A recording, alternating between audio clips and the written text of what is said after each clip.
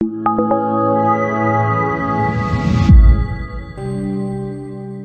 say it's Chalamed Sukkos. It's the first day Chalamed Sukkos. It's Monday. It's Yud Zayin Toiv Tishrei, and we're learning the Mamer or Ulkachtem Luchem. The first part of this Mamer we learned out of Yom Kippur, and I finished it last night. And I'm continuing the Mamer now. And as you know, and as I've been telling you throughout, these are my Maamar that have to do with, that were around the time of the Yom Kippur War. This is the Maamar of Sukkos. It's a very interesting Maamar. And what the Rebbe is doing in this Maamar, if I may use my own words, is he's using Torah as a way of changing the Mitzvos. You know that the Gemara says there's three kinds of work: amal malocha, amal sicha, amal Torah. Which means if you want to change the physical world, the easiest way to do it is to go to work physically. And you change the physical world, you pick up a brick and you move it from here to here, you changed it. You put a brick on top of a brick, it's called boina, and it's called the change in the world, and therefore it's a malacha, and it's asar on Shabbos, and it's a mitzvah during the week, like it's brought in the Chassidus. Sheishis yomim tasa malacha, or tasa malachtecha, teyasa malacha, is a mitzvah saseh. So if you want to change the world, do something. Special people can change the world through tefillah, amal sicha it's called. Like it says in the beginning, in the Kuntasachrin, lahoven mashakos pri etzchayim, that if you want to be mevarach hasashonim, and Nefesh Keilim, want to heal a sick person, and you want to bless panosa, you daven. And in that Tanya, in Kuntasachrin, the Alter Rebbe puts tefillah above Torah and Mitzvos, with the argument that Torah and Mitzvos don't change the world, and tefillah does. But we also know there's a concept of Torah which is effective in the world like tefillah is by very, very special people. For example, when you have in Tanya about the Rabbi, and the Rabbi was learning Torah, and that's why he quote unquote made the mistake of saying when in fact Rabbi was a tzaddik, because Rabbi's Torah was he was learning Torah all day long. But learning Torah does not put you to sleep. Only davening puts you to sleep. It says in Tanya Perikid Beis. But the Rabbi's learning was different than everybody else. Like it says in Perikid Gimel of Tanya, that when he learned Torah, it had the same effect of other people's tefillah, that it put people to sleep. He put his Yitzhahara to sleep. And the truth was, he was a tzaddik. He was a nasi b'Yisrael. He was a neshama klolos. He was a tzaddik gomer. But eich tor Rabbi ba'atzmei le'mishu benyani. What was the grounds for Rabbi's error? Because Rabbi said that the fact that he doesn't have a Yetzer Hara is not because the Yetzer Hara is dead, because he's Teirasiyim Nase, like Pasek Puma Megirse. And the Alter Rebbe says he was wrong. So how's that an answer? Learning Torah all day long should not put the Yetzer Hara to sleep. And the answer is that by him, learning was other people's davening. So part of Rabbi's mistake was not only they learned Torah all day long, that his Torah is like other people's tefillah. And of course, the better example for this, the more applied example for this, is the Maimarim about Rabbi Shimon bar Yochai. The Rabbi Shimon bar Yochai, they needed rain. So he said Torah on the pasuk, Hini matav manoim shavazachim gam yochad, and it rained.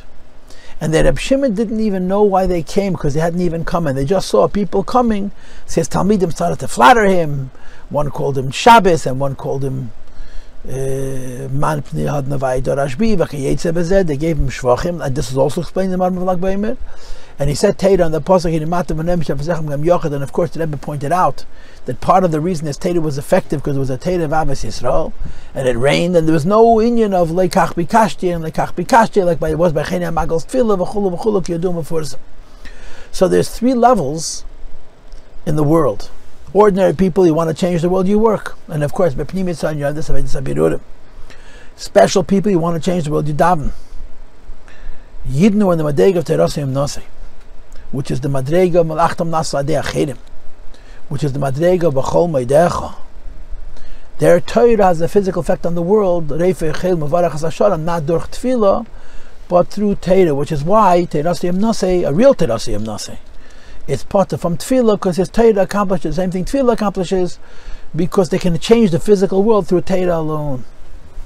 And a Rebbe Nasi b'Yisrael certainly is in that madrega, the madrega of Rabbi Shimon bar Yochai, that his Torah can change the physical world. And when you learn these Maimarim, this is the first of a handful of Maimarim. Like I say, I keep saying there's 7 Maimarim, but it's 7 Maimarim from Yom Kippur until Pashas Neach, which was the Shchedish Mar Cheshvan. It's about 20 days. 7 Maimorim in 20 days. There was 1 Yud Gimel Tishrei, 1 the second day, Sukkos, 1 Shabbos Chalameid, Sukkos, 1 Simchas Torah, 2 Shabbos Bereishis, and 1 Shabbos Neach, which was Rish Chodesh. And in some of these Maimorim, you could feel Melchemes Yom Kippurim, and you could feel what the Rebbe is trying to accomplish. And this is one of those. What the Rebbe is trying to do in this Maamar is prove that the idea of Ulkachtem Luchem B'Yom Rishon, that the Rishon L'Cheshbon of Mitzvos is Chamisha Asa B'Tishrei, is not Chamisha Asa B'Tishrei, but Yud Aleph Tishrei, right after Yom Kippur. The minute the Eibush says, okay, his slate is clean, and the new slate begins, so the Heptchan right away, the inyan of Rishon L'Cheshbon. Now, of course, the Medrash Rishon L'Cheshbon Avonos, but it's also the Rishon L'Cheshbon Mitzvos. And when the Rebbe argues, and we talked about this in the beginning of the previous class on this same Maamar, is that the reason the Medrash says that Chamisha Aser is called B'Yom Rishon, Rishon L'Cheshbon Avonos, Rishon L'Cheshbon. If you're Aleph and you're Beis and you're Gimel Yudal, also part of that Cheshbon, the answer is because in these 4 days, since everybody is so busy, Zeh B'Sukkos, Zeh B'Lulasei, so it's a Cheshbon which is L'mayla Min HaCheshbon. But the inyanim of Sukkos and the mitzvahs of Sukkos, like I explained to you at some length in the beginning of the previous class, that the Yom Neroim are very spiritual days. What they're lacking is Maisa B'Poel, mitzvahs Maisis, actionable mitzvahs, which is the union of Shev, and the Shedesh of them is in Atzmos, and so on and so forth. This begins with the mitzvahs of the Sukkah and the Lulav. So the Rebbe argues that it doesn't begin Sukkos, it begins the Aleph Tishrei. And then by association, the Rebbe then says, if the B'Yom Rishon starts the Aleph Tishrei, so does the Aluas Hashem Kol Gויים שבחוהו כל האומים היגבה עלינו חסדי ומסד Hashem לעולם הללו. That the idea that Goyim, and first of all it means the Malachim, the Sodom of Goyim Lamaila, recognize that the brachas that they have from the Eibishter is based on Higava Aleinu Chasdei, and therefore they're protecting the Jewish people and they're davening for the Jewish people. And if the Malachim, the Sodom of the Ayin Umes, are doing things to protect Klal Yisrael, so it manifests in the Umes Hagashmim and the Goyim Hagashmim, the physical nations of the world, that they protect the Jewish people. And of course the context was the war was a few days old, and we all know how terrible the beginning of that war was. And the Rebbe is using a Maamar Chassidus, it's not the first time, it's not the last time, saying Divrei Teira, that from Teira you make a Shini and Welt. Not from Tila, and not from Birudim and Mitzvahs, from Teira alone. Only a Rebbe can do this.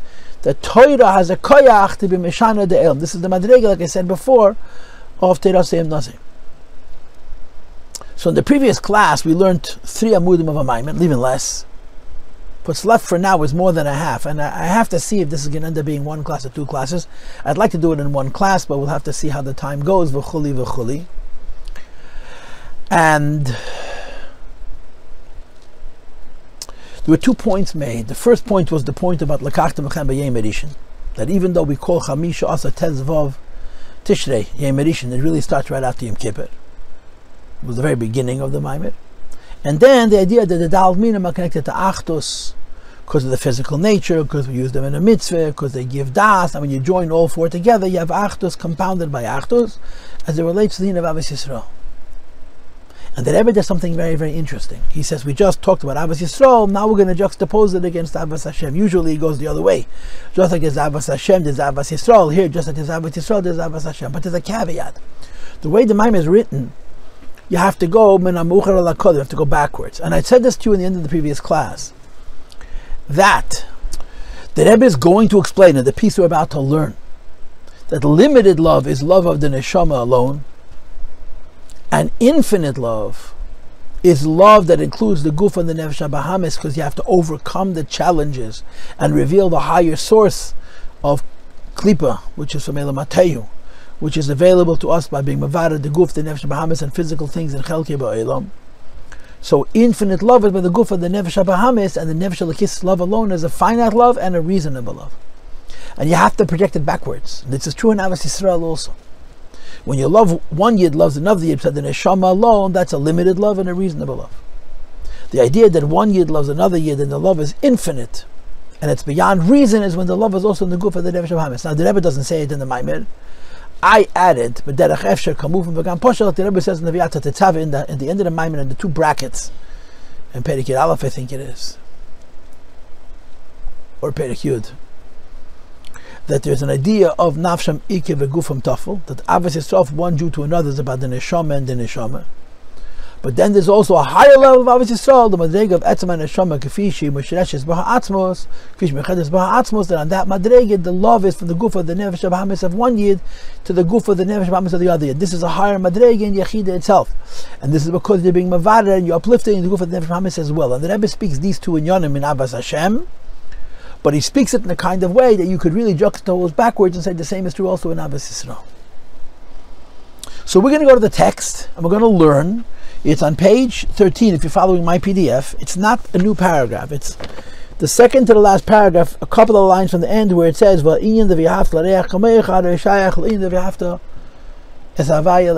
goes backwards. You go from Avos Yisrael to Avos Hashem. The Dalad Minim is Avos Yisrael. And you go from the Avos Yisrael, the Dalad Minim, to the Avos Hashem. And the Avos Hashem that's found in the Dalad Minim, Avos Hashem that's found in the Sukkah, the Ikir is being Mavadat Varam Gashmius. So let's begin to read. It says, we just spent some time discussing Avos Yisrael and was connected to the Dalad Minim. And we made what I called 4 points. Point number 1, the fact that each one of these 4 Minim has a Teva of Achdus, Gashmius. Because the Ayin is Mizgal and the Yesh and these 4 plants may be Shatiyah. Point number 2, we use them for a mitzvah Magala that Achdus. And point number 3, that these Minim, particularly the Lulav, have the union of Das, and Das means Harchova, Breitkeit in Kop, and because of Das and Harchova, there's also an idea of Achdus. And finally, when you bring all 4 meaning together, the Achdus is compounded by Achdus times Achdus. And that's the union of the Dalad Minim makes Avos Yisrael between all Yidden. So the Rebbe says, loving the Eibusha is a similar idea. Now, of course, what you have to insert here, if you're comparing Avos Yisrael to Avos Hashem, you have to say that just like in Avos Yisrael, the foundation of Avos Yisrael is Achdus Yisrael, Jewish unity. So you have to say that the foundation of Avos Hashem is also Achdus Yisrael, when Yidden are unified with one another, so they have more possibility to love for HaKadosh Baruch Hu. The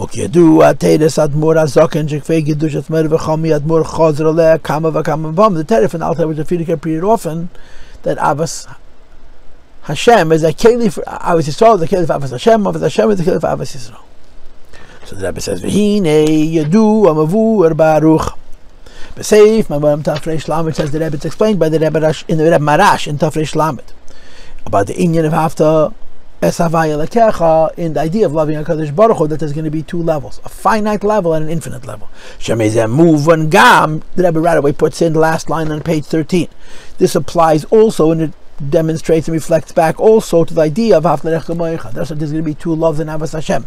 A finite love, which is also a reasonable love, from the Nefesh Elokis, and an infinite love, which is beyond reason, which is do with the beat of the Nevesh HaBahamis, just like it applies to Avos Hashem, it applies to Avos Yisrael, which we talked about earlier, but the Rebbe didn't explain it. Sheyesh, to page 14, base Pirush, there's 2 interpretations in Avos Hashem. When it says in the pasuk V'haftas Hashem Elekecha, there's 2 meanings. Pirush Aleph, Shava'aft Lashon Sivi, the lower Taich, it's a commandment you should love. And Abez Lashon Avtacha, you will love. It's a promise you're going to love. Now, classically, the Ahava, which is a tzivui, you should love, is level 1, and the Ava, which is a promise, is level 2. When you love Hashem as a commanded being, you come to a madrega where you don't only love Hashem in the way of a commandment, you come to a madrega where you love Hashem in the way of a promise. You'll certainly love Him. That makes sense. Correct? But there's 2 ideas. There's 2 kinds of love. The kind of love which you can be told to do. Or is another kind of love that ain't shaykh al tzivui, you can't be told to do it because it's like Avtocha, it's a promise. Kimevur b'seif from Maram Shomas, the Rebbe Marash explains it. Now, normally when you learn Tanya in Agdam and Chunach Cotton, and you also have it in the Kuti Amarim, I don't know which Perek, but Gimel, Dalet, you also have it later on in the Gersa Kedesh. That there's the lower love, the limited love, which comes from the Guf of the Nevesh HaBahamis, and the infinite love. And in Tanya, the infinite love means the Nevesh HaBahamis is out of the way. It's just pure Nefesh Elokis. It's lucid. It's fine, and it's called Yisbor Tzadikim B'Dei Shem. Here the Rebbe says the opposite. When you love Hashem only with the Nefesh Elokis, it's limited and reasonable. When you love with the animal soul, this is where infinity lies. The 2 are not really contradictory, because the ultimate level of loving Hashem with the Nevesh HaBahamis is that the Nevesh HaBahamis is in the Bechina of Alibi Chol B'Kirbit become Nacha Nefesh Elokis. So the idea that you love Hashem with the Guf of the Nefesh HaBahamis is an infinite love could be consistent with the idea that Avedas Matan Etin Kunaschem, this is the Aveda of Ahava which is a haftacha, which is the idea of tzaddikim have a higher kind of avatar eibusha, which is called simcha. But Pashtas, what's written in this Maamar seems to be different than classic. In this Maamar, the lower level of love is reasonable. The supralogical love is the love which has to do with the beat of the Nevesh HaBahamis and the of the Guf. And the only way to love Hashem at that level is to mavara the Guf of the Nevesh HaBahamis.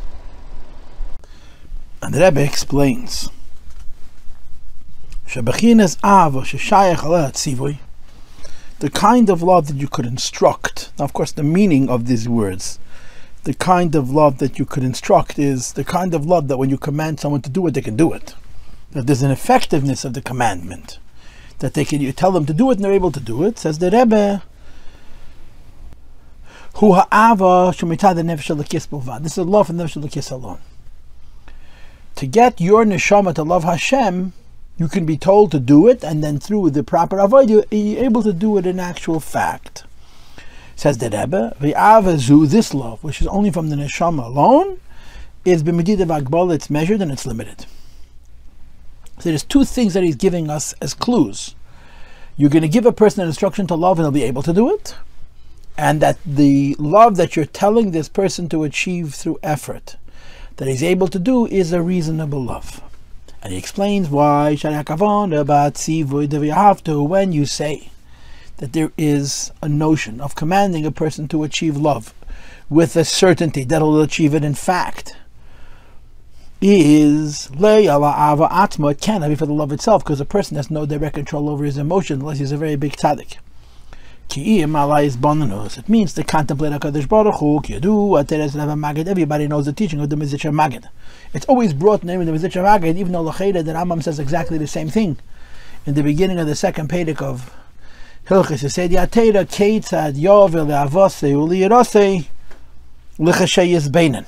And I don't know why they attribute it to the Magid, even though the Rambam says the same thing. The year Tafshin Lamed Gimel Lamed, he passed away in Tafkuf Lamed Gimel on Yitzchak Kislev. So Tafshin Lamed Gimel Yitzchak Kislev was the end of 200 years. So this is Tishrei Lamed Dal. So it's already the 201st year, but the Rebbe is still referring back to it. He asks the question: how can you tell a person to love? Love is an emotion in the heart. You can't tell a person to feel. A person has no control over his emotions unless he's a big tzaddik. The commandment is to contemplate the greatness of Hashem, and the way it's explained in Chassidus, and the way we're raised, if a person thinks Chassidus, thinks about the Eibishter, even if he does not develop Avas Hashem and Yiras Hashem, he's fulfilling the mitzvah of Yahavta, because that's the proactive mitzvah. The proactive mitzvah is, like it says in the Rambam, Keitzad Yaveh La'avaseh Liyaraseh L'chashay Yizbeinen. How can one of Avas Hashem and Yiras Hashem, he should contemplate the Eibishter in what's called Dvarim HaMevi'im L'dei Ahava, and Dvarim HaMevi'im L'dei Yira, words, ideas, thoughts that bring to a person to love, and words, thoughts, and ideas that bring a person to fear. Now you should know you have it in Hilchos Perek Beis. You also have it in the Perek Dalet, when he finishes the whole business of Ma'aseh Makav, Ma'aseh Bereishis. He again says that in order to have feelings for the Eibishter, you have to have Yedias Hashem, and most notably also in the end of Hilchos Tshuva. In Perek Asiri, he repeats again this idea, like the Rebbe says it often, and he starts off with Yediah, and he finishes. The only way to have feelings of Yirah for the Eibishter, or Ava and level of Chelas Ava, like he discussed in Madrega of Avraham Avinu, is through Yediah, through Hisbonenus. So if you do the learning and you do the contemplation and you don't have the feelings, you did the mitzvah. The aspect of the mitzvah, which is the emotion, is out of your hands. That's up to the Eibishter. And if the Eibishter doesn't give you those feelings, or your neshama is not sensitive enough to develop those feelings, the proactive part of the mitzvah you did, and you get, so to speak, credit for the mitzvah. And Tanya Perek Tezayin, the Alter Rebbe has two levels, where you have full Avas Hashem and Yiras Hashem, which is called Aveda Tama Lebeinanim, and when you have what's called Kach Yasa, it's a form of Ava Mesuteres, where the love is not fully developed, but it's still considered as if you have Avas Hashem and Yiras Hashem, because of the principles of Machshava Teva Kadosh Baruch Hu B'tzaref. Well, the Ma'is, as he explains at length in chapter 16. But the mitzvah of love is not the feeling, because that is not an action, it's a reaction. The mitzvah of love is the contemplation. That's what the Mitzvos Magid is saying. You can tell a person to contemplate, because that a person can control. Like it says in Chassidus, the mind is higher than the heart. But you have more control over the mind than you do over the heart. And you can use your mind to direct it in any way you wish. You can use your will to direct your mind in any way you wish. And when one does that, he's fulfilling the mitzvah of Abbas Hashem by the Hisbonenus alone. She is bain and bidvarim, which you contemplate such ideas. Some aided him as have to wake up to love. By days, safe in love, and then he'll come to love. Now, of course, the practical dimension is, even if he doesn't, he did his part of the mitzvah that he was able to do. But assume, and then it comes to the Yahava, the part that was in his control was the limud and the Hisbonenus, not the emotion. The emotion is, so to speak, automatic. And the Rebbe says, Mekivin she'ahav azuboy deya Hisbonenus. So you're dealing with a love that you can command the person to do, meaning a person that is in a position to take the commandment and do it in fact, but contemplating the greatness of HaKadosh Baruch Hu, and we all know and understand that contemplating the greatness of the Eibishter is an inyan sichli, it's a reasonable thing. The love which comes from the contemplation cannot be greater than the contemplation itself. And therefore the logic is limited, the meditation is limited, and the feelings are limited. That's the pshat, ahava, which is based on etzivui. And the Rebbe calls this the ahava of the neshama alone, Nevesh Elokis alone. Nevesh HaBahamis is not going to love the Eibishter simply because you tell him to contemplate. If the Nevesh HaBahamis is going to love the Eibishter, you're going to have to do something. You're going to have to rub him. You're going to have to fight with him. You're going to have to transform him, and that's a whole different kind of avodah. So the Rebbe here in this Maamar, it's based on the Maamar from the Rebbe Marash, is presenting us with the idea that the love which you can command is a reasonable and limited love, and it affects only the neshama. Now, how do you explain that practically? Who can separate the neshama from his guf and Nevesh HaBahamis? So, of course, obviously by tzaddikim, this is reasonable. But the pashtos, the avoida, is, the idea would be, if you are able to be cold. We know from Chassidus that the language of the Nevesh HaBahamis is passion. A person could be cold. A person can, so to speak, distance himself from his feelings and just go into like a quiet stage, which has to do with the moyach. And in avoida, that's al derech moshel, the avoida of the Nefesh Elokis alone. Al derech moshel, the avoida of the Nefesh Elokis alone. It's al derech moshel, the avoida of the Nefesh Elokis alone. And if a person is able to do that and to develop quiet and deep feelings for the Eibishter, you can perhaps explain in a practical way what it means that I am involved with Hashem intellectually and even emotionally, but my behema is still the same behema. I'm just sort of separated from it. I'm leaving him out of the shul. I'm just using my pnimius, my mind and my inner heart in my relationship with the Eibishter. The animal self is disincluded. And of course, when the animal comes back, he's just as strong as he was before I separated myself from him, because I was not mavared him. I didn't engage with him. I simply separated from him. And that seems to be the mindset. That the tzivah al-ava means Hashem can command us to do something because we could deliver it. And that's Hisbonenus. And Hisbonenus is seichel. And seichel is medida v'agbala. So the ava which comes from the Hisbonenus and the medida v'agbala is also logical and limited. And it's only in the neshama. The Nefesh HaBahamis is not included in that love, and it's certainly not transformed by that love. And then the Rebbe continues, says, this is another kind of love. The second kind of love is told us love is a promise. Now normally when you say love as a promise, it's like a schar, right? You do your job, and you have what's called the serusa de latata, serusa de liela. The arousal from below elicits an arousal from above. And then there's the serusa de liela, which is lamaylam, is serusa de latata, is serusa de liela. The arousal from above, which is the culmination or the transcendence of the arousal from above, which came as a result of the arousal from below, which is sometimes called avedas maton etenis kunaschem. You go as far as you could go. And first Hashem gives you based on what you deserve, and then He culminates you, He graduates you to what's beyond that. And that's how you would translate Haftacha, right? Hashem promises you try your hardest to give you what you deserve, and then He's going to give you a little bit more. But that's not how it meant here. Here, when it says that this Ava is a promise, it means that there's a disconnect between Avoida and the Ava completely. So, again, here, this Maamar, it's based on a Maamar from the Rebbe Marash, seems to be going in a different direction in all aspects. The Avoida of Nevesh Elokis alone is medida v'agbala, and seichel is already remarkable. But when you engage with your Nefesh HaBahamis, you fight with your animal soul, you struggle with your animal soul, which practically speaking means you engage with Hashem in a very passionate way, and in a way that includes your physical self and your physical struggles and your physical life, and you spearhead them in the direction of the Eibishter, nothing you do brings the love. Not only nothing you do brings the love directly, not even anything you do brings the love indirectly. You'll never say that I did work and then I got love. I did work and I struggled, and the love came by itself. In other words, it seems to me that this is not a culmination of avodah. It's a haftacha. You struggle, you fight, this happens. But the struggling and the fight is in the darkness, and the love which emerges is not the next step after the darkness. It's completely removed from the darkness, but it's the culmination of that struggle. That's how I'm understanding it. I may be wrong, but that's how I'm understanding it. But in this Maamar, a promise doesn't mean you're so pure and you're so holy that it's going to come to you as a culmination of your life. A promise means it has nothing to do with anything you do. But you're doing, you're struggling, you're fighting, you're working, because you're dealing not just with your spiritual self, your divine self, your Nefesh Elokis, you're struggling with your animal self and with your body. And that struggle is endless, and that struggle is laborious, and that struggle is heavy and burdensome. And the love which happens, it has to do with the avodah, but it has to do with the avodah in the kind of way that it's not b'derech tziva, it's memela. It's as if it's separate from the avodah. So the Rabbi says, I'll start from the beginning again, the second kind of love, which is love which is the form of a promise. Hashem promised you're going to have love. Meaning, it's not about your avoid, it's about the Eibishter's promise. Says the Rabbi, this is first of all, it's a love which is beyond any limits, because it's not a reasonable love. It's not based on Hisbonenus.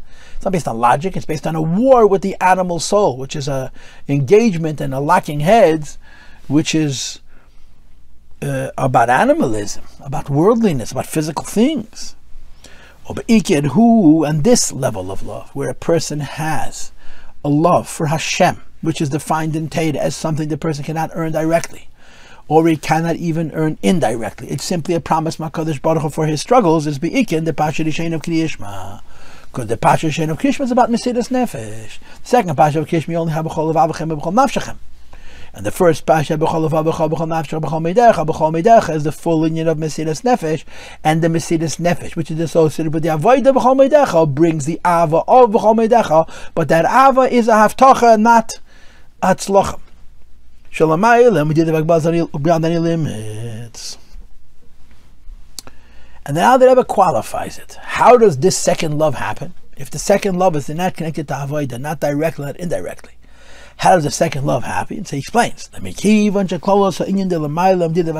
this love is infinite, there's no measure, has no limit. So clearly it's not coming from the mind.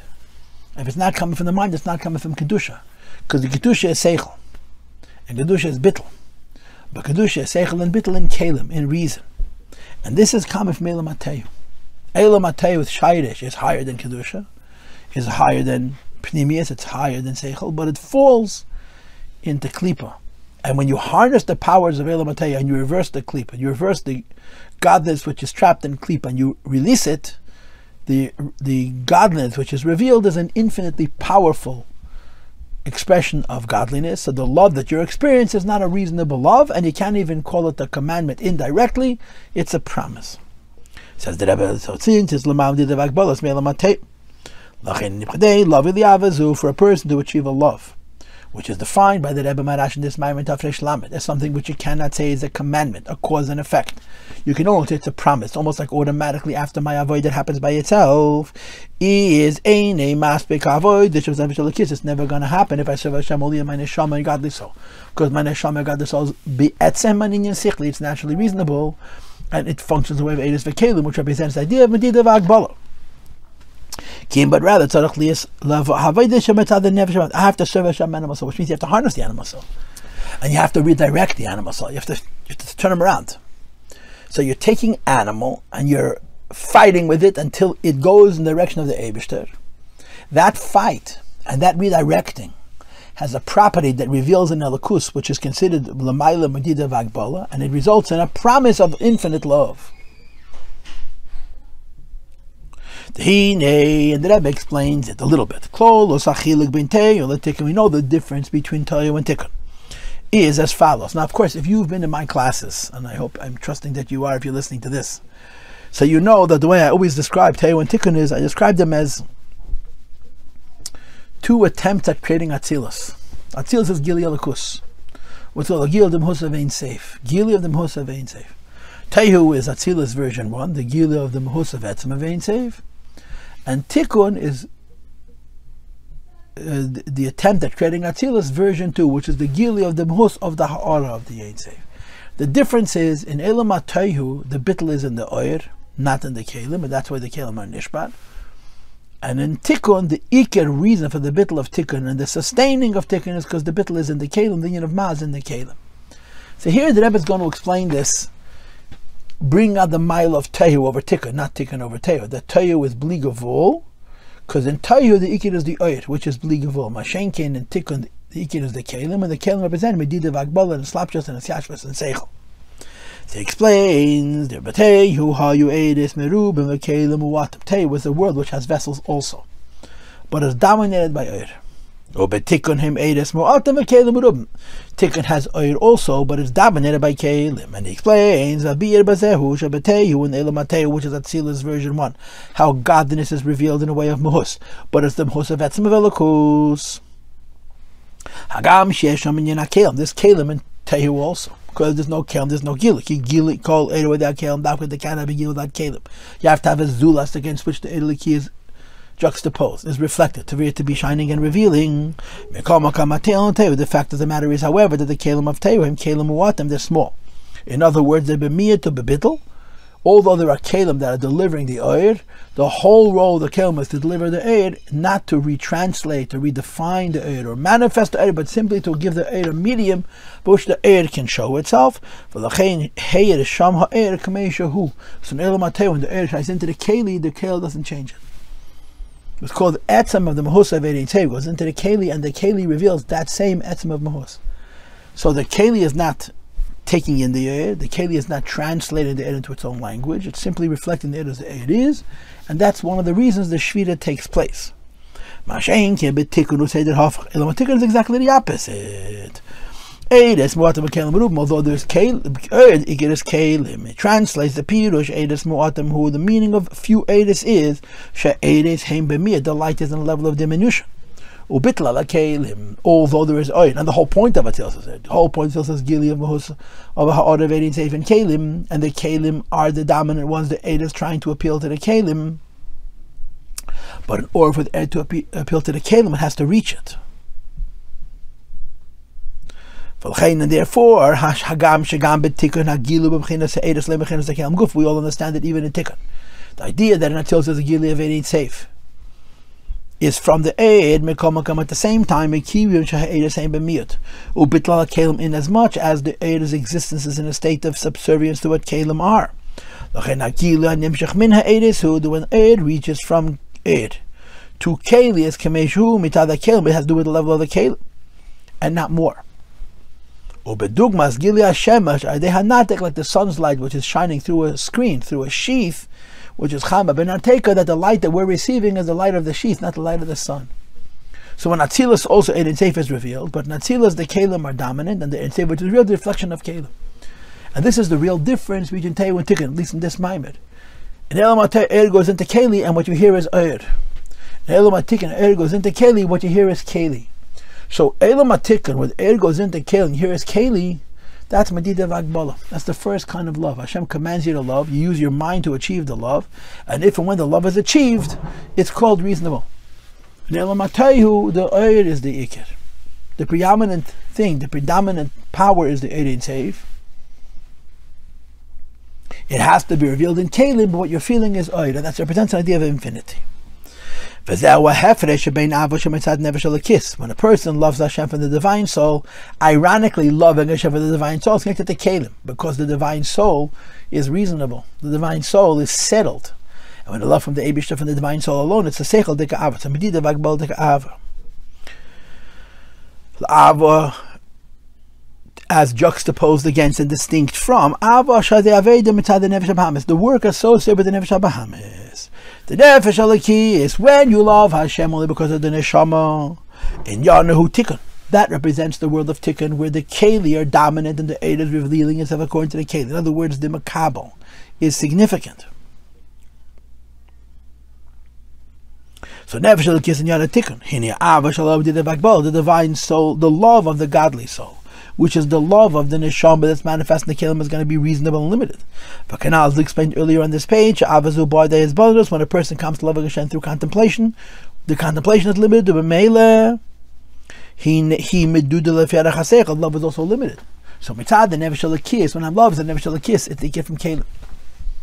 In other words, reason.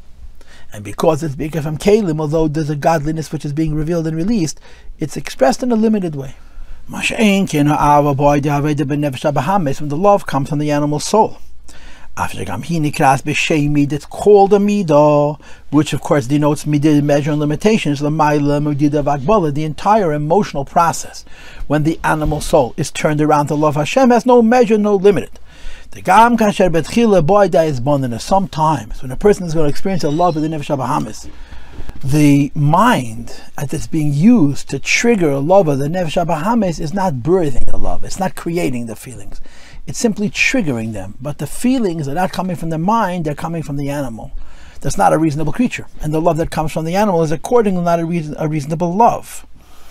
Says the Rebbe, the gam kasher betchile boy they has bonus, even if it comes from Hisbonenus, harela achrei Hisbonenus mevies hamida. Once you use the mind and the contemplation to arouse the emotion, hamida hishalei lefyada chaseichel, that emotion does not have the limitation of the mind which birthed it. Because of the Nevesh Elokis, because of its nature of pnimius, the midas are not just being aroused by the heart mind, they're being created by the heart mind, so they're limited to the mind.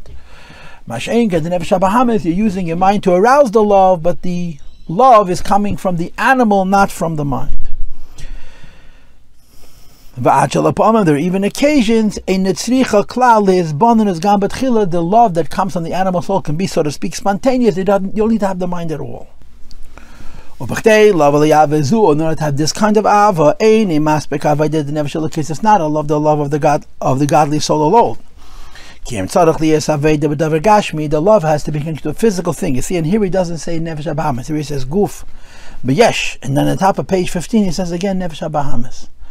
Because shebehem dafka yeshne, because in Gashmius and in the animal soul you have meitzipi avaya, you have a godly power that comes from Elam Tohu, and Elam Tohu means where the oirs are dominant, meaning that even though the oir goes into the keli, what's manifest is the oir, and the oir represents an infinity. The oir kamoishehu. And I just want to point out that there's 2 points that are both very important here when you're talking about the Abba of the Nevesh HaBahamis. The first is that you're being mavader the Nevesh HaBahamis, you're mavader the guf. And there's sparks of godliness in Klipa which have a higher source than the sparks of godliness in Kedusha.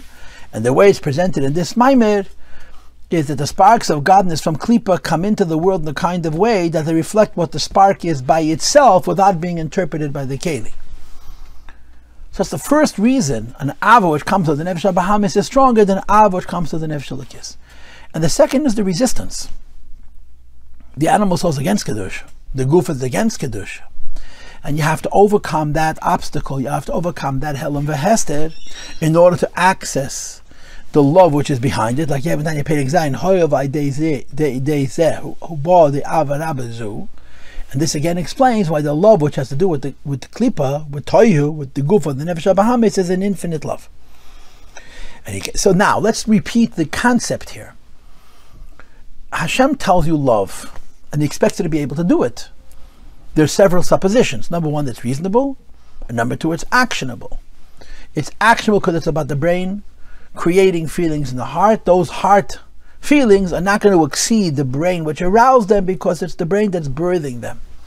In other words, it's the way the neshama comes into the guf, and the keli of the moech and the keli of the lay, which are both limited, define the godliness of the godly soul, and accordingly make the godly soul's expression reasonable and limited. Masha'en came where there's a love which is not a command, it's a promise, meaning you can't do it. You fight, you struggle, and it happens. But when it happens, to use a language from an earlier Maamar, it's b'derech metzia. We had it in the Maamar, if you remember. Uvikashta mishomas at the Shem Elokecha matzasa. That the metzia should lay the ferach avoda. You're doing incredibly hard avoda. But the work that you're doing, and the ava which comes as a result, cannot be seen as a cause and effect.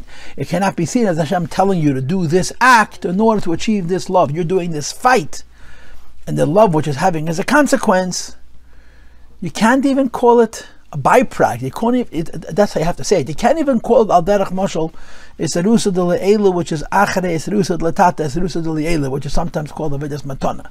It's almost like, although the ava happens because of the milchama, the ava is something which happens automatically, and it's called a haftacha. This is what the Rebbe is presenting us with. Two kinds of love.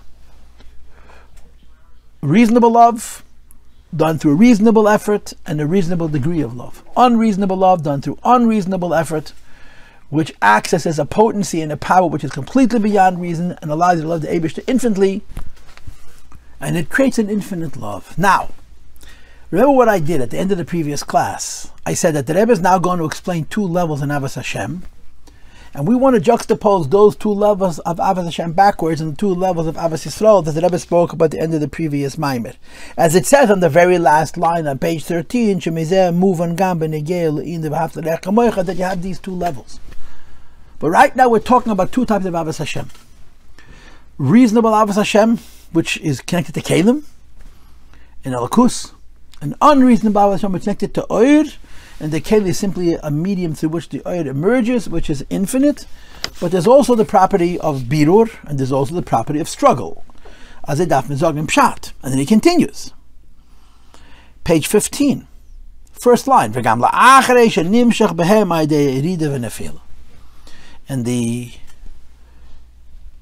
power of Tohu exists after the Shvira and after the Nefila. In other words, in Sheidish, Tohu was higher than Tikkun, because Tohu was a Gili Elokus, which is a reflection of the Oyer, as the Oyer is, and the Keilim is simply a passive medium, rather than the Keilim defining the Oyer. But when the Shvira Keilim happens, and the Oyer falls into a state of Klipa, this idea still holds true, that this Oyer operates in the kind of way that wherever you put it, it has its effect on its environment in the kind of way where the Keilim is just there to allow it to express itself, but it expresses itself as it is. Says, look at the words.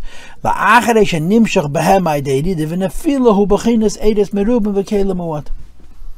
even in Klipa, where the chayas of Klipa and the Klipa itself are Golos, and their Helim, and their Havdalah, and their Bechina Yud Aleph, all the things that we say, says the Rebbe, HaKlihu ba'efen demiyat u'bitel kanal, in Klipa, the body of Klipa exists as a passive medium for the Oyer to show itself, and the chayas of Klipa, which is the Oyer that comes Mele Mateo, that falls after the Shvira, shows itself as it is naturally.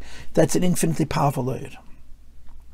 And therefore, Nefesh Elokis Nevesh HaBahamis, when the divine soul is not only involved in divinity by itself, in mind and heart by itself, but it's involved with the animal soul of Adar, the animal soul is raised up to its root and its source. A person comes to love which is beyond any measure and beyond any limit. And this is called the Ava, which you cannot command. It's an Ava which is a promise. And this kind of love, you can't be instructed to do it. You can only be commanded to do something that you can do, that you have control of completely, which is the idea of Hisbonenus. This love is not about Hisbonenus, this love is about a fight. But when you're fighting the fight, you're not fighting the fight to get to the Hisbonenus. You're fighting the fight to deal with your behemoth. You find the fight with your Nevesh HaBahamis, and somehow in that fight the love emerges almost by itself. The highest kind of contemplation is not going to bring this ava. You can't be commanded to do this love, and therefore you have the idea of haftacha, which is still odd. What haftacha means. One of the criteria for a tzivoy is it has to be doable. and it has to be reasonable. There's nothing reasonable about the struggle that we have with our guf and the Nevesh HaBahamis. So the Rebbe says, you have this in Abbas Yisrael, but you also have it in Abbas Hashem. There's two madregas in Abbas Hashem. There's an Abbas Hashem which is based on a reasonable avodah, and that's Nefesh Elokis by itself. There's an Abbas Hashem which is an unreasonable avodah, which involves the Nevesh HaBahamis also. But as you've already seen, and you'll see this more as the Maamar now develops, the Nevesh HaBahamis is only a segue. He wants to get to Gashmius. That infinite love, expressing godliness in an infinite way, is dafka through Gashmius. And the beater of Gashmius, and the struggle with Gashmius, which was the Lukus of Gashmius. Now in the next Maamar, after this one, this is from Yom Tisha, the Maamar, the second day Sukkos, the Rebbe is going to speak about the idea of Hisbonenus kol yisod mekadshesh shmech. Mekadshesh shmech means doing the mitzvahs, and being Megal Atzmos. And V'yisbechu means that because you have Simcha, the Atzmos is in a state of Gilui. Here the Rebbe doesn't have these two details. He simply says that when you mavad Nevesh HaBahamis, when you mavad the guf, and as you see soon, you mavad the physical things, namely the sukkah and the dalet minim, because they're Gashmius, so they have a sherish ne'elamat Tohu, they have an infinite potency, and they come into this world in a way where the oir remains as the oir is, and the Keilim is simply passive, and therefore when that power is released, it's an infinite power. And it's the kind of power that you can't be instructed to access, you can only be promised that it'll happen. All of this is leading back to Ulkachtem Luchem. In other words, in the last class, the first class in this Maamar, the most dominant part of the conversation was about Achdus, Abbas Yisrael, each man by itself, all four minim together, and so on. This class wants to go back to the beginning, the idea that Tes Vav Tishrei is called Yom Rishon, because it's Rishon L'Cheshbon. Again, I don't want to use the word Rishon L'Cheshbon Avoinus, because the Rebbe says Rishon L'Cheshbon Teira Mitzvos. Mitzvos and Avoinus, after the Eibishter cleans our slate. But the Rebbe wants to push it back, that it starts not just on Chamisha Asar, on the first day of Sukkos, but it starts right after Yom Kippur Yud Aleph. That's the whole vort of this Maamar. That's the direction of this Maamar. But before he gets to the idea of Mitzvos, and Sukkos and Chamisha Asar, he's explaining to us the advantage of physical mitzvahs. And I'm going to pause here for a moment. No, let me read the Chabisele, and then I'll give my next little piece. So this explains further why I see this all over, including in the Samach Vav. When the neshama comes into this world, the neshama now is in motion, because the neshama souls in Gan Eden, which are of course in wonderful places, in lofty and wonderful places. The entire condition of the neshama is called standing still. Even though amida means bittul, but the bittul is a constant state. Constant meaning to say it never wanes, and constant means it's never in hands. As the pasuk says, I swear, in the name of the Eibishter, the God of Israel, I stood in front of him, which is Ben Yob, others saying this, the way I remember it, about how he was before his neshama came into this world.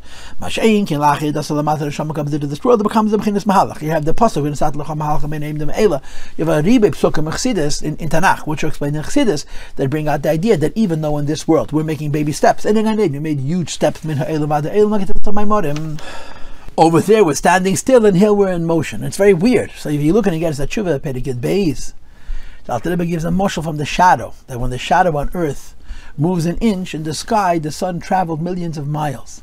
So even though we may be making with baby steps, but it reflects lamaila, a distance, a hiluk, which is far beyond what neshamas and Gan Eden are able to experience, because of the beater of Tohu, because of the release of Eidos of Tohu, where the preeminent thing is the oir. And even though there's a keli to hold it and reflect it, the ikir is the oir. So it's a yin from beligavul, that's a yin which is not seichel. In this world, by accessing that power that comes from Tohu, we're all mahalchim. As we come into this world, we become a mahalech. In this world, we learn Torah and do mitzvahs. And it's Gashmi Dafke, and here he's no longer talking about Nevesh HaBahamis. Here we're no longer talking about Nevesh HaBahamis. We're not even talking about guf. We're talking about physical things that are outside of your body. Remember, there's three levels. Your animal soul, which is Tohu Beruchnius. Your guf, which is Tohu Begashmius, but at least it's your own. And then your physical possessions. So there's whole arichis about Ava, which is a haftacha, not a tziva, because it cannot control it, and it comes to the Nevesh HaBahamis, is segueing to the birur, not even of your goof, but of your chelki ba'elam. And as a result of this, you're accessing infinite edus associated with Tohu. And the Rebbe says, you're serving Hashem in the world of Tikkun. You're serving Hashem in a world where the preeminent thing is Keilim. You're serving Hashem in a world where the preeminent thing is Seichel. But you're incorporating into Keilim and into Seichel oires merubim, a potency which is Ein Seif. And this is the purpose of Yididus and Hashem Lamata, to be Mavada, the Guf and the Nevesh HaBahamis.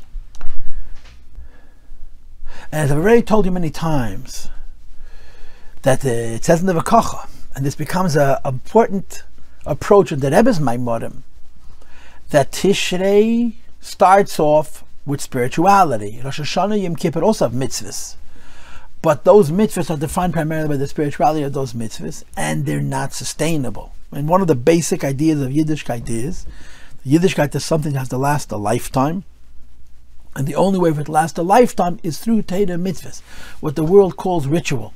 There's 1,000 reasons why this is. The first one is that you'll do them even when you're in a bad mood, which doesn't happen when it comes to spirituality. And the other reasons are because it holds the godliness. The physical mitzvahs are like coals that hold heat. Or to say it differently, the physical mitzvahs have a root in atzmos, or as it's described here in Elamat Tohu, which gives a potency for godliness in our life that comes across as normal, which comes across as orderly, because we're simply doing physical actions, but those physical actions have a source which is very, very powerful, which makes them sustaining, which makes them sustainable. And that's what the Rebbe is trying to explain. He's using Ahava as a mashal, Ahava, which includes the Nefesh HaBahamis, which is not a tziva but a haftacha, but he's really after the idea of using Gashmius. And the Maimorim understand that Rosh Hashanah Yom Kippur is not being connected to mitzvahs, which means you're as close to the Eibush as you ever be, but you're lacking the value of mitzvahs maisias. That in a practical way is a deficiency, and in a mystical way it's also a deficiency. And mitzvah starts with Sukkos, Sukkah and Lulav, and then Simchas Hashiyeva, and then of course when Sukkos finishes, there's more and more mitzvahs. And mitzvahs hold the inspiration of the Yom Neroim in a way that's sustainable to what we call a way of life, a way of serving the Eibishter. This is the Pshat Ulkachtem Luchem. You take the lulav on the first day, which is Gashmium Dafke. We're not focusing on the Achdus of the Dalad Minim, we're focusing on the Gashmius of the Dalad Minim. And of course, before the Dalad Minim, there's the Sukkah. And these two mitzvahs, the Sukkah and the Dalad Minim, are going to dominate the next two Maimorim. The Mamer after the next one, the Mamer of Shabbos Chalameid Sukkos,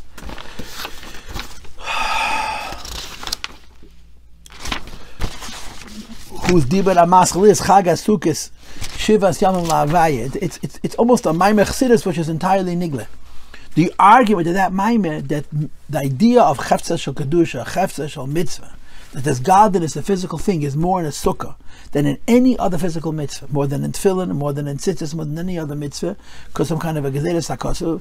And then the Rebbe Kvayochel finds a way of attaching it to the Daled Minim as well. And Sukkos comes, and you begin, so to speak, the downside of the inspiration which is associated with the Yomim Neroim. Or as the Rebbe brings in the Siches Tafshin Lamed Ches, that it says in the Vakocha that right after Yom Kippur begins the V'Yakov Holach L'Darkei, because you're coming down the mountain, you're coming down into your life. So there's a spiritual component to that you go away from the Yira to Simcha, and there's a practical component of that, you're going away from spirituality to doing physical mitzvahs. And these physical mitzvahs express Elam HaTorah, they express Atzmus, and they hold us, and they hold godliness. Says the Rebbe, that's the pshat, that after Yom Kippur, you take the Daled Minim. You take physical Daled Minim. There was a spiritual Aveda on Yom Kippur. And before that, the Rosh Hashanah, Yom Kippur also had mitzvahs, including the mitzvah of Yitzum Mishem Mechaper, Inui. And Rosh Hashanah has a mitzvah of Tkiyah Shofar, they considered still Ruchnias. Obadal, the Yom Kippurim Sukkos is continuation of Ruchnias. When it comes Sukkos, and you take the Sukkah, and you take the Daled Minim, you have physical mitzvahs that on the one hand are so limited, but on the other hand, the idea of the Gashmius nimshacha me'eres merub the Tohu in a way which exceeds all the potency of avoid of the Yom Neroim. It's as if you were to say that Bakshufon is Penech Avay Avakish of the Yom Neroim, which is a Yechida, but it's a reasonable Yechida, because it's the Yechida of the Nefesh Elokis alone, which is hard to understand. Masha'ain came when you're using physical mitzvahs and using gufa, your Nevesh HaBahamis, it's a super reasonable yechida, and it's not a tzivoy, it's a haftach. It's not just true of the dalad minim, it's true also of the sukkah, even though in the pasuk it calls sukkos, because it's the beginning of mitzvahs ma'asis, and it begins with the dalad minim, but just like it's true of the dalad minim, it's true also of the sukkah. And he says the same thing a second time, that afal pishes chachas sukkos eiseha inyan da nana ketedas. This chacha, the sukkah, is the same idea as the cloud of the ketedas, and the nana ketedas, the cloud of the ketedas, which is the avoid of yechida. It's aveda achid now, so it's an incredibly high level and includes all three aspects of olam, which means space, shana, which means time, and nefesh, which means personality. Because it was the holiest of places in the Kodesh HaKadoshim, that's space. It was the holiest day, which is Yom Kippur, and that's time. And it was done by the King Gadol, which goes on personality, goes on nefesh. It's not enough. You have to have a physical sukkah, because the schach of the sukkah becomes the makif that represents the ananaktetiv of Yom Kippurim. The spiritual, the physical burning of incense in the Beis HaMikdash, which created a vapor, a cloud of smoke that filled the entire Kodesh HaKadoshim. When the King Gadol waited until the room was filled with smoke, and then he would back out, is considered ruchnius. Now you tell me how making a room filled with smoke is considered ruchnius, I don't know. Now you could say for me and you that the Beis HaMikdash is destroyed, so it's all but ruchnius. But l'chayra means even Gashmius. Maybe reach and ruach is an inyan ruchni, it's not an inyan gashmi mamish. But the spirit, the ikir was the neshama of it. The bakshufon is penecha vayavakish. That's why you have to have a physical sukkah. So although the pasuk speaks only about Ulkachtem Luchem in the beginning of Mitzvos when you get to Lulav, it's true also of the sukkah. And then he finishes the mitzvah of sukkah, which is mevared elamateu, and brings forward an infinite light, and all the things we said before, in the madrega of makif. As the pasuk says, which is lahamshach. So in this class, on this Maamar, what we're really learning is not about two levels of ahava, but about the difference between ruchnius de avoid and Gashmius de avoid. The spirituality is very potent, but physical avoid, that's where the infinity is. And again, I'm going to repeat what I told you before. There's two bases. Number one, when you're involved in physical avoid, you're overcoming obstacles. And number two, you reveal the God that is within those obstacles, which is coming from Elam HaTohu, where the air reveals itself in the world as that oil is, and the Keilim simply is a passive medium, and it comes in all of its potency and its infinity. But now comes the punchline of this Maamar. And the punchline of the Maamar is very clearly connected to the Yom Kippur war, which is that it doesn't start Sukkos, it starts right away after Yom Kippur. Why is that important to the Rebbe? Because the Rebbe is speaking out of Yom Kippur, out of Sukkos, Yud Gimel Tishrei. And he wants to speak about the idea that the help that Goyim give Yidden, because Goyim know that Yidden are a bracha of them, doesn't start when the Sukkah starts. And you have this, the iron potim, the 70 cows brought. Actually, it begins from the moment there are mitzvahs, Gashmius, which starts right after Yom Kippurim.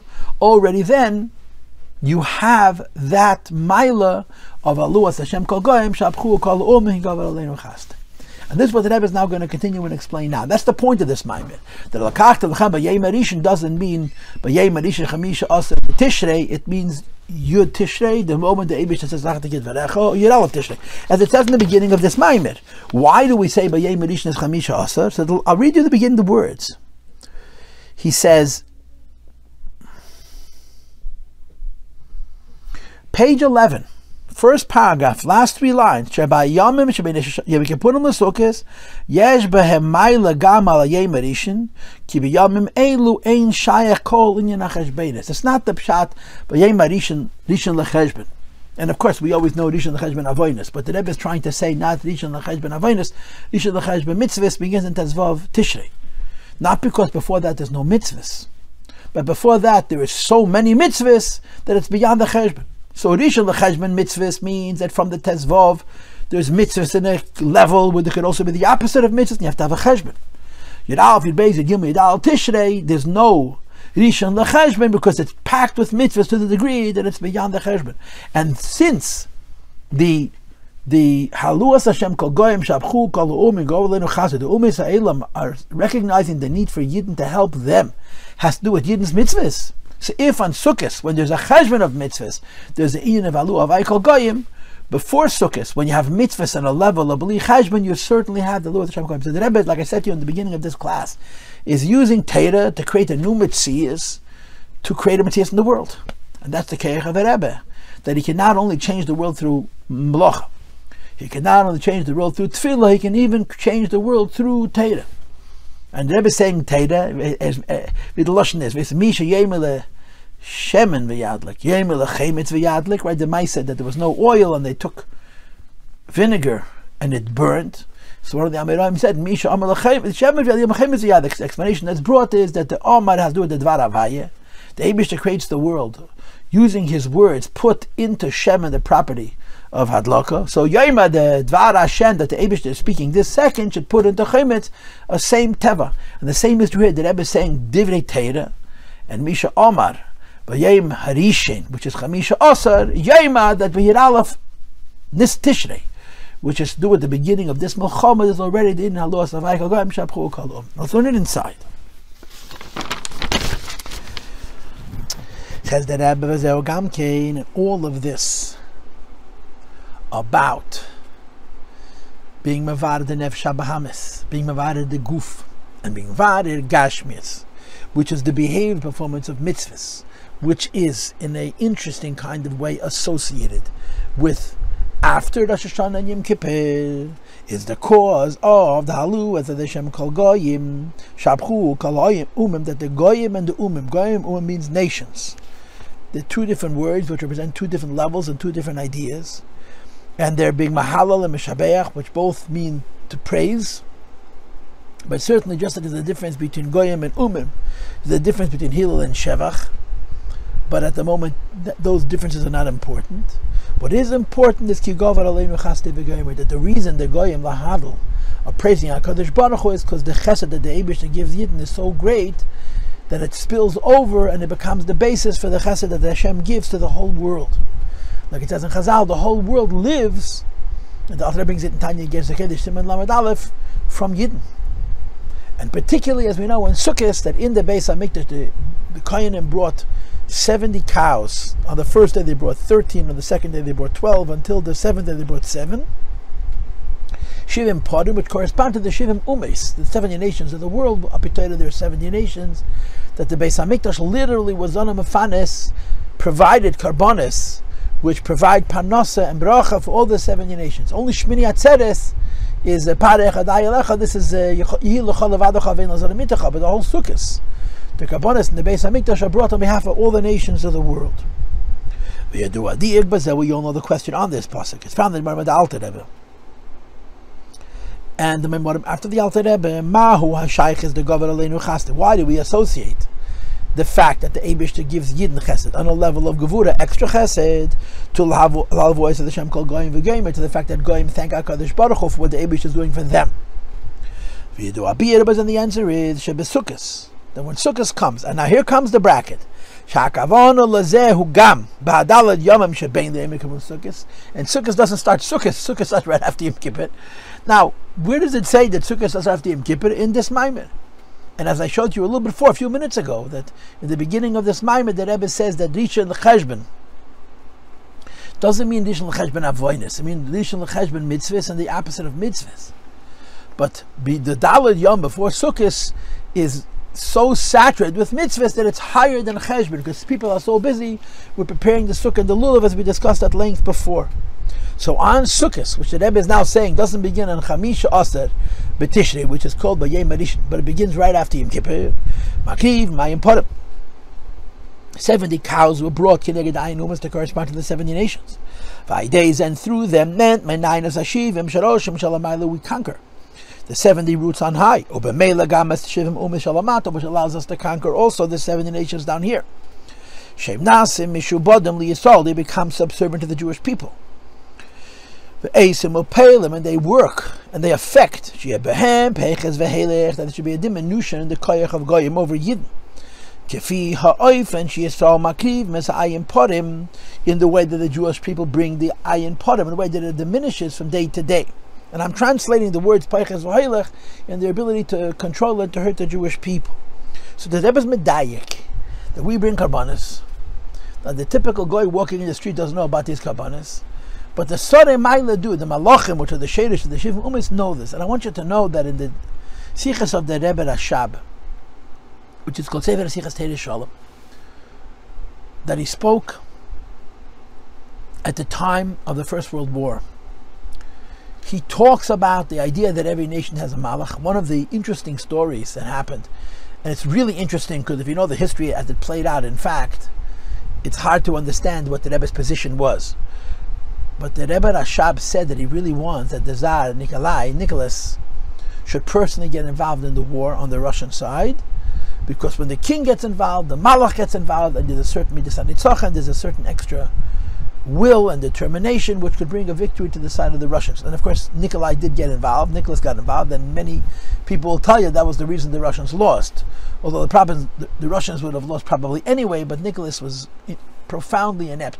But the Rebbe was seeing everything through Ruchni's Dika eyes, and he said, if the Kesar, the Tsar himself, will get involved, it'll be better for Tzad de Russia because of the koyach of a melech. And in the course of that conversation, the Rebbe says that there's more than 70 nations. So it's hard to know whether every nation on earth has its own malach. But the great Medina, the great countries certainly have, like America, like Russia, like Germany, like France, there's certainly a malach.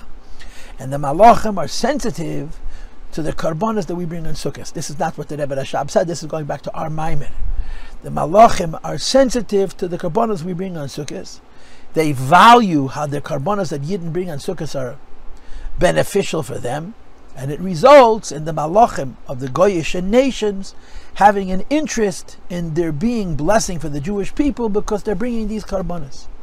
And then the Rebbe says it trickles down, since the malachim maila, the Sorei Maila, the spiritual angels which are representative of each nation, are aware of this and they value it v'choli. Down here on earth, the physical people, as the expression in the Gemara is so often, mazlechazi, without knowing why, they also daven for the shloimer, for the benefit of the peace and the success of the Jewish people. And the Rebbe in the Rashab, and going back now to the Rebbe Rashab and Teirei Shalom, he says that the melech of the Medina is margish the malach. The Rebbe Rashab says that. I'm almost sure. I didn't look it up now, but that's what I remembered. That the king of the country, the leader of the country, feels the presence of the malach, and it gives him an extra measure of midas hanitzachon. But anyway, that's a story that's not negated to this Maamar. What's most negated to this Maamar is that the Rebbe's Zogazunzan is arguing that Haluas Hashem Kol Goyim doesn't begin on Sukkos, it begins when Yom Kippur ends. Because it's not about Yom Rishon when you take the lulav and do the mitzvah. It's Rishon lecheshbon shelamayla mecheshbon, the Mitzvos Maisius, which begins right after Yom Kippurim. And since the union of the Sukkah and the lulav begin right after Yom Kippurim, the ayin porim, which are corresponding to the Shivim Umes, although they're physically brought only beginning on the 15th, which is the first day of Sukkos, begins right after Yom Kippur, and therefore the Sa'ad, the support that the Umes HaOlam give Yidden, begins right after Yom Kippur. Obviously they're not going to oppose the Jewish people. Ella continues the Rebbe on top of page 16 in the Yadad to be sure, hey Maginima, they protect over them. The Mekiv and Shasodim Shehem Lamaila. In as much as the ministers, the Malachim Lamaila, Yedim are aware, the praise that Goyim give to the Eibishter, for the many brachas that the Eibishter provides them with. Parenthesis, Shazehu, that this phenomena, that even non-Jews on earth acknowledge that what they have comes from the Eibishter, and they say thank you to the Eibishter, that this process, this phenomena, is bedugmas, is similar to the idea of Oz, Epech, Alam, and V'gemer, of the Shchemecha, Chil Yasad Love, when Mashiach comes. The Eibishter is going to transform the nations of the world to join with us in worshipping as a collective, as a unity. They're one God, and when Goyim today are thanking HaKadosh Baruch Hu, what we call in America Thanksgiving, for the bracha v'atzlacha the Eibishter gives them, that's a foretaste of the Epech Halama, which is going to be when Mashiach comes. And it's Nasa Yedei Haved Yisrael. It is connected to the work that the Jewish people do, and particularly the karbanos of Sukkos. Harei b'meila, therefore, when the Goy knows, whether he knows directly or because his Malach knows, and Mazlechozi, that the Yid's avoid v'chlal, and the Yid's karbanos befrat, are the basis bracha v'atzlacha, Meginim Yisrael, they protect the Jewish people. V'zeh poil gam al ayin umas shalamata. It affects the 70 nations physically as they exist on earth. It says in the Gemara that it says in the Medrash, ilu hayu umes ha'olam yedm, if the goyim knew how much benefit they have from the fact that there's a Beis HaMikdash, particularly on the 7 days of Sukkos, when the 70 cows were brought to represent them, they protect the Beis HaMikdash. So the Rebbe says that the malach of the goy, and therefore the physical goy, has this sense that the Yidden are good for them and they protect them. I want you to know that in Tanya, there's Negeres HaKedesh Lamed Aleph, the 31st letter in Tanya. It's a short little letter, it's not such a hard letter. It's about the difference between health and sickness. When the blood flows through the body, if there's no obstructions and it goes around and around, save it properly, the body is healthy. But when there's obstructions, and the body becomes ill. And the Alter Rebbe describes that the whole creation is the body. But the vascular system, the flow of blood through this body to keep it healthy, is the Jewish people. And when the Jewish people are in a state of achdus, and the Jewish people are in a state of health, so the whole creation is in a state of health. And if chas v'shalom there's a deficiency in the health of the Jewish people, then the body, which is living off that foundation, is even more ill. In other words, the whole world lives from the avoid of Yidden. This is the pshat haluach of the Goyim Shabchou Kol Umim Ki Govar Aleinu Chastei. And what says in the Medrash that the Goyim should surround the Beis Hamikdash and protect us. So what I want to say is, I learned this Maamar a few times, as you can imagine, and I was learning this. What did cross my mind? I go, this is silly to decide what the Rebbe means. It's always silly to decide what the Rebbe means. But what crossed my mind as I was learning it, that this is a reference to, or at least perhaps it also is a reference to the airlift that Nixon did. Richard Nixon, who was not going to last much longer as a president, helped at Israel in a real way and provided them with what they needed to be able to defend themselves. And of course, the Eibishter made the Nisim v'Neflois based on the Nesu Pella that the American government, Goyim, gave Yidden what they needed to be able to fight this war. This is what the Rebbe is describing.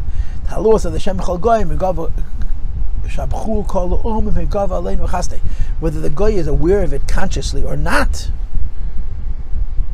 the Eibishter arranges that he should help the Jewish person because his malach knows that his chayes is connected to the Jewish people. And that's why we connect the fact that Goyim say thank God. The Goyim, non-Jews, human beings, all human beings, have thanksgiving to the Eibishter because they realize that every bracha v'aslacha comes from the Eibishter, but that's connected to Ki Govar Aleinu Chastei. Ki Pirish Govar Aleinu Chastei. The meaning that the chesed that Hashem give the Jewish people is in a level of gevura means chesed shelamaylam emedida v'agbala, kind of there's no limits, and he goes back to the same idea, which is coming from Eidos de Tohu. As we discussed earlier in this Maamar, what's the concept of Eidos de Tohu? Oiros that comes into this world in a way that's not translated by the limitations of this world, but is brought into this world as the oid is where it is. It simply finds a medium, it finds an intermediate on which to, so to speak, hang itself, but it comes into this world in all of its potency. And these incredibly powerful oidos are found in Birurim, and they're found in the fight that a Yid has to have with Klippa to overcome it, to transform it, and to bring these higher oidos into the world. And that's the Govar Aleinu Chastei. How does the Yid create chesed in a level of Govar, of Gvura, which means that in the Yid himself there's oidos of Elam HaTohu.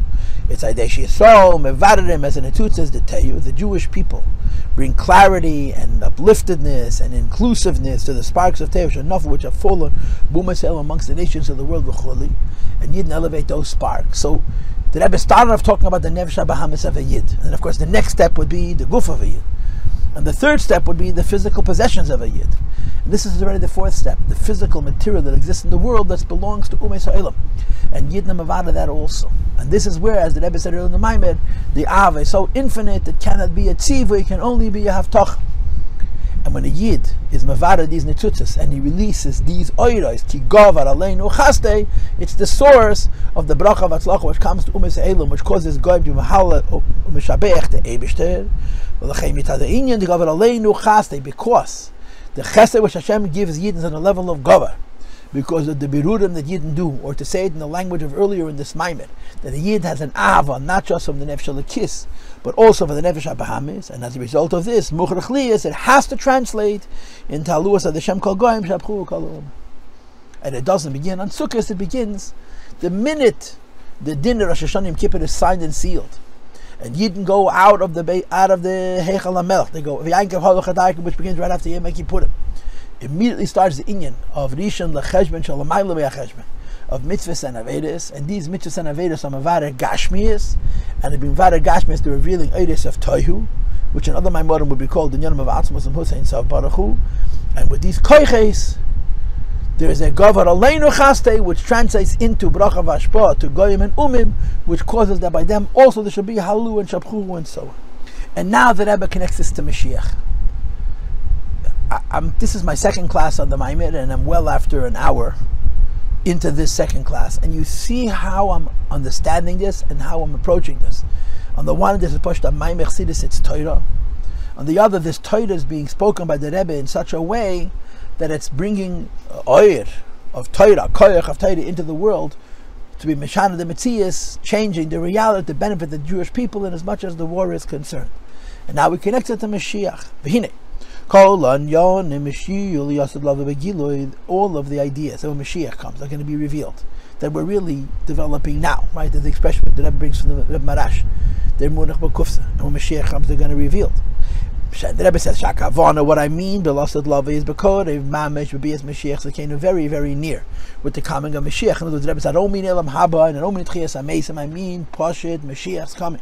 And then as soon as Mashiach comes, there's going to be many in Yom Kippur are going to be Begilui, and if I may use Asias, even if you go in the Shitas Rambam that ain't Bedel Bazeli Mesa Mashiach El Shibud Malchias Bilvad, and after Mashiach comes, there's going to be a world and a Teva. Nevertheless, there's going to be in Yom, they're going to be Behis Galos then.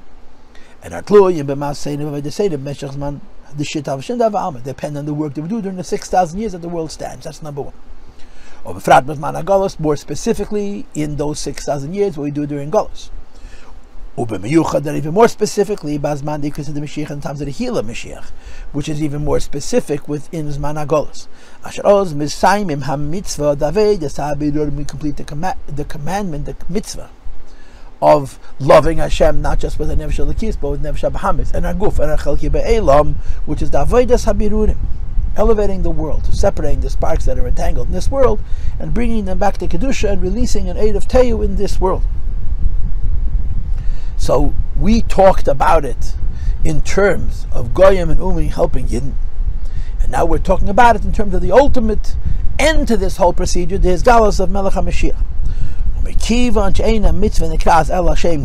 all know the Chazal about Moshe Rabbeinu and Yidden and the Atmas Yosef, that a mitzvah is identified by the one who completes it. Even though Moshe Rabbeinu carried Atmas Yosef for 40 years, the credit for taking Yosef's remains out of Mitzrayim and burying them in Shechem is given to the Yidden in Eretz Yisrael, even though they invested much less time and effort, because they completed it. A case could be made that the entire 5,000 years of Eretz Habirurim, which has been done collectively by all of humankind from the beginning, the Knas Hashem is going to carry the name of Dora, the Ikvas, the Mashiach, the members of our generation, who are doing the last sparks, elevating the last sparks at the end of the times of the Golos. And we clarify and uplift, and we include in Elokos the small jugs, which remain left over. And this allows us to complete it, and in as much as we complete it, we get credit for all of it. So of course you know that in Kisvei, Pacham K'tanim is a Lashon Rashi in Chumash, that Yaakov Avinu took over his family from one side of the Maber Yavik to the other, and then he went back, says Rashi went back for Pacham K'tanim, and he met Sarah Shal Esav, and they had a whole fight, and we all know the rest of that story. But in Kisvei Adizos Bort, those Pacham K'tanim are the last sparks which remain at the end of Zman HaGolos. And of course you know the Lomdis Shebedavar. The Lomdis Shebedavar is that there's something called Seida Birudim, the secret of elevation of sparks. And that each Neshama, every single Jew comes into this world has certain sparks which are his or hers. They need to go to where those sparks are, they need to elevate them. But as you get close to the end of the Golos, those sparks are so small that the Rebbe Rashab said close to 140 years ago, nowadays we're not sure which spark is connected to which person, because the sparks are so small and the neshamas are so small, it's very difficult to identify which neshama is connected to which spark, and therefore the Hera B'chayim is Chatei V'achel, Chatei V'ishti, grab and eat, grab and drink, you have an opportunity to elevate a spark, elevate it. And I want you to tell you, Ma'aseh mit my Negen Shver, I heard it from him and I've repeated it many times, that when he got married, my father-in-law was a tzaddik ayid, a great Baal Madrege, a ovid, and a Talmud Chacham, and a nechmal, a Keilim, and a very bitterdik person, and a very, very pleasant person. He had a very, very, very good disposition. When he got married, his father-in-law, my wife's grandfather, was a Martha Schuster, and had the printing shop, made him into a typesetter. And then Nissen was quite disappointed that mein Moshe, the embassy was right, a yid of Moshe's caliber became a typesetter. So when he was here, he went into the Rebbe, and he said to the Rebbe Ben Ashar about the fact that his son had become a typesetter, and he commented, maybe a yid like Moshe Nemenov should be doing something more meaningful and significant. And the Rebbe answered the Nissen as follows: Asmad gefragt. It's like this. Der Rebbe de Schwerer gesagt, als versteht nicht in Seida Birurim. Ich verstehe sicher nicht in Seida Birurim. Aber was man gefragt, das geantwortet, soll sein. He says, the Rebbe de Schwerer, the Frierdiker Rebbe, he doesn't know the secret of the elevation of sparks. In other words, which sparks are connected to which person. And it's not about the Madrega of the Rebbe, it's the Madrega of the sparks, Pachem Ketanim. And the Rebbe says, I certainly do not know the secret of Seida Birurim. So in other words, we're doing what we can. And this is what the Rebbe Rashab said in Tavresh Mem Cheser. So we're living in a time of Chatei V'achel, Chatei V'ishti, grab and eat and grab and drink. So the Rebbe said, but I'm gefragt. If he asked, this is what I told him, this is what should be. This is what the Rebbe said. When you don't know what sparks are yours, you grab whatever comes to your hand and you elevate it. But in so doing, we are completing the Vedas Habirurim of all 5,000 years of history, and we get the credit for all of it. Nikras al Shem Goimra. Says the Rebbe, Yeshno Nesin Askeach Mulmaila, there's a special provision of Koyach from the Eibishter. Shakol HaMitzvah, the Vedas Habirurim, the entire mitzvah. It's interesting to call Birurim a mitzvah because it's not in the Minyan Taryag, right? Which mitzvah is Avedas Habirurim? Kadesh Azachah Mutalach, which mitzvah? It's a mitzvah keilelis, a mitzvah klolis of not just bringing Elokus into the world, which is called Yechudim, but it's elevating Klipa, which is called Birurim, and the Yisr Ha'er of Elam is Ha'eris. The Tohu was explained at length earlier in this class. Nikras al Shem should always be identified with the people of this generation. Just like we're the last generation of Gauls, the first generation of Gula.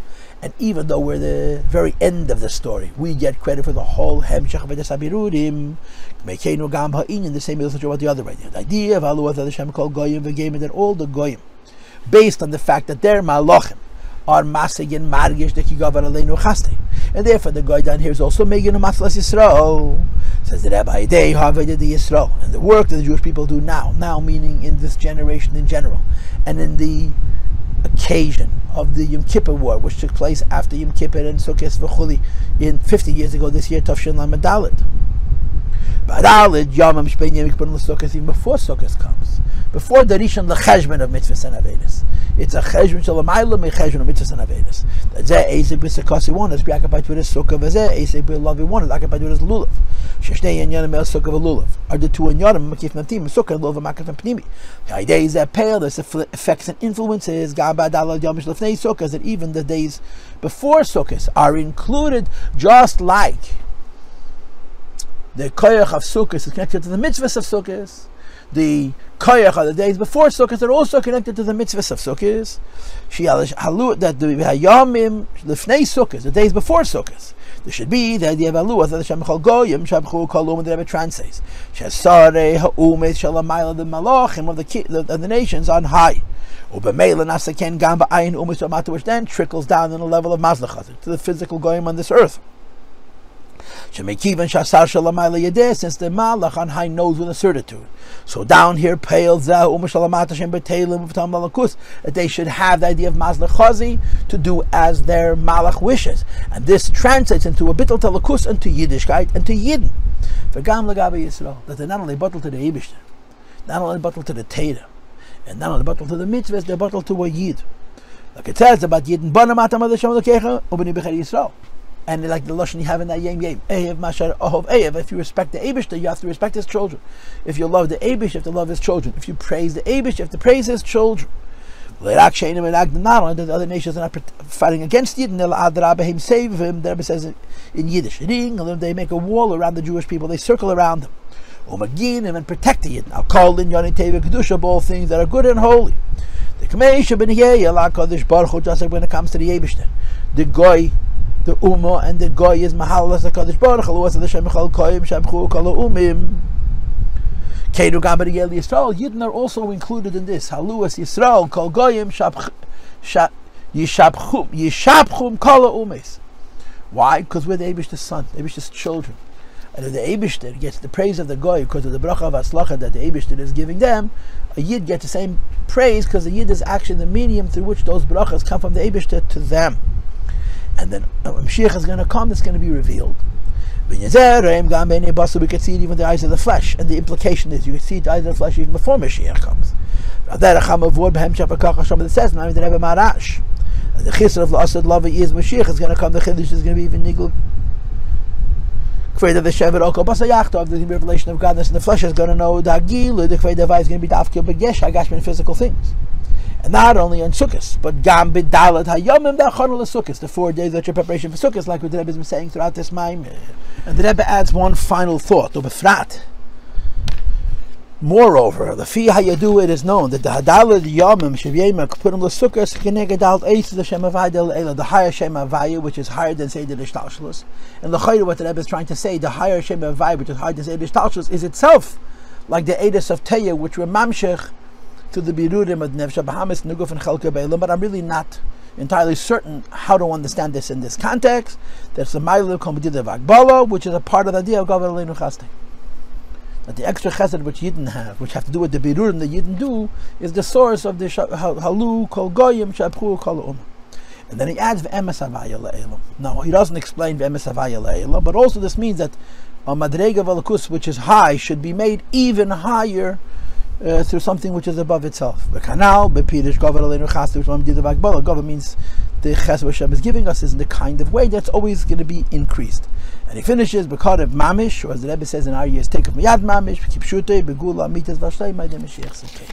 And that's the end of this second shir on the Mamer Ulkachtem. I'm Bli Neder my next occasion.